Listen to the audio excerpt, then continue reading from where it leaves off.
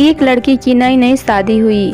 वह अपने नए घर मतलब ससुराल में जैसे ही प्रवेश की उसकी कुछ भी अच्छा नहीं लग रहा था, क्योंकि उसकी सास हमेशा उसे हर बात में टोकती थी और कुछ न कुछ उसके विरुद्ध में बोलती रहती थी।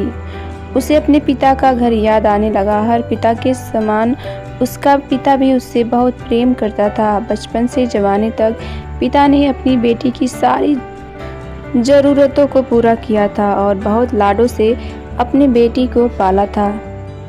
यह नई नवेली दुल्हन अपनी सास के इस रूखे व्यवहार के कारण परेशान हो गई और कई बार तो उसने अपनी सास को खरी खोटी सुना दी थी, जिसके कारण घर में बड़ी ही असमंजस की परिस्थिति हो गई। वह अपने पिता के घर लौट आई और रो रो कर पिता से कहने लगी, पिताजी, मैं अब उस घर में नहीं जाऊंगी या आपके पास ही रहूंगी। यदि आप मना करेंगे तो मैं आत्महत्या कर लूँगी। पिता समझदार थे। पिता ने बेटी को 2 दिन के बाद कहा, बेटी, यदि मैं तुमसे एक बार जैसा कहूँ क्या तुम करने को तैयार है? यदि तू उसके बाद भी कहेगी कि तू इस घर में मेरे साथ रहना चाहती है तो कोई बात नहीं।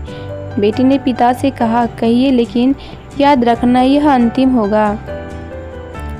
मैं उस घर में नहीं जाऊंगी। पिता ने कहा, वहाँ पर जाकर जैसे ही तुम्हारी सास तुम्हें कुछ बुरा भला कहने लगे तभी तुम अपने मुंह को एक कुल्ला पानी भर लेना और तब तक मुंह में पानी भरे रहना जब तक सासू माँ बोलना बंद ना कर दे, और उसके बाद उस पानी के कुल्ले को नाली में थूक देना और फिर कुछ भी पलटकर मत कहना। बेटी को कुछ समझ में नहीं आया, लेकिन बेटी तैयार हो गई। बेटी ने ससुराल जाकर ऐसा ही किया। जब भी सासू माँ कुछ कहना शुरू करती तुरंत बहू मुंह में पानी भर लेती और बहुत देर तक भरी रहती।